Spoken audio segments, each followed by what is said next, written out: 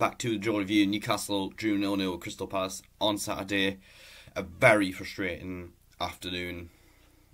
I mean, just coming out of the stadium, felt like a loss. You know, with all those chances we had, but just couldn't quite break Crystal Palace down. Looking at the starting 11, Eddie Howe made 2 changes, bringing in Cher and Botman back in at centre back. But I'm just thinking, would it have been a good time to start Elliot Anderson, because Joe Willock has now played 5 games in 2 weeks. You know, we really did miss, I'd say, ASM and Guimarães, but obviously we don't really want to be rushing them back. And the side right out there, I think, was good enough to win the game. But first chance came to Isaac. He's getting through 1-on-1. You're thinking he's gonna get a goal on his home debut at the Gallagher, but he tries to chip Guaita, and the chance just went. Be like Allan against Huddersfield on his home debut, but even after that chance, you're just thinking, we'll get the goal, but we just couldn't, and it was very frustrating. Mateta forced Pope into a good save, although it is one that a keeper of his quality should be making. We had a chance, I think. Botman had a shot from a tight angle. Guaita saved it. Almiron was unlucky. I think Longstaff had a header saved, and they had a ball cleared off the line. Almiron hit the post. So going into half time thinking, you know what, the goal is coming, we're going to get it. And we thought we had it in the second half. Pre-kick in from Trippier. There's a couple of headers. There's one header, and there's another header. And it goes into the back of the net. But VAR rules it out. You know, they asked the referee to go and check the screen, and it got disallowed. Tell you what, VAR, I think, has had a nightmare this weekend. Do you know what it is? I think, you know, for me, VAR, I've said it a lot of times, VAR is probably not the problem. I mean, it's worked well in like the Euros last summer, the World Cup in 2018. It'll probably work well. We'll probably see it work well in the Champions League when that starts this week. Because it has worked well in the Champions League over the last 4 years. But you know what it is? It just seems to be a nightmare in the Premier League. You know, with how we're using it.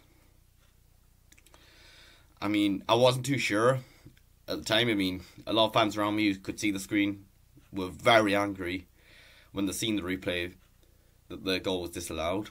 But having a look back at it, alright, at first, Willock does go into Guaita, and that leaves him at a disadvantage. But Mitchell, who the ball went in off, he pushed Joe Willock, and he went into Guaita. There's not much Willock can do. I mean, joke man. I mean, if you're gonna disallow the goal, at least give a penalty for the push on Willock. You know, VAR, I thought it was supposed to be clear and obvious, and Shearer was spot on about it on Match of the Day on Saturday. I think West Ham, they were robbed as well from VAR. You know, with Mendy being down, I mean, yes, the goalkeeper's down. It's a massive disadvantage for Chelsea in that game, but, you know, there wasn't much Jared Bowen could have done in that moment. Yeah. But Palace did have a chance. Edouard did well to create it.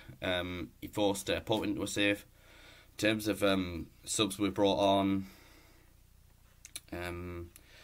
Murphy came on for Almiron. Didn't do much. I mean, he just so ineffective again. I feel like if he doesn't up his game, then he needs to go in January. Burn came on for Target. Don't think that was the right call. I know Burn's played alright at left back, but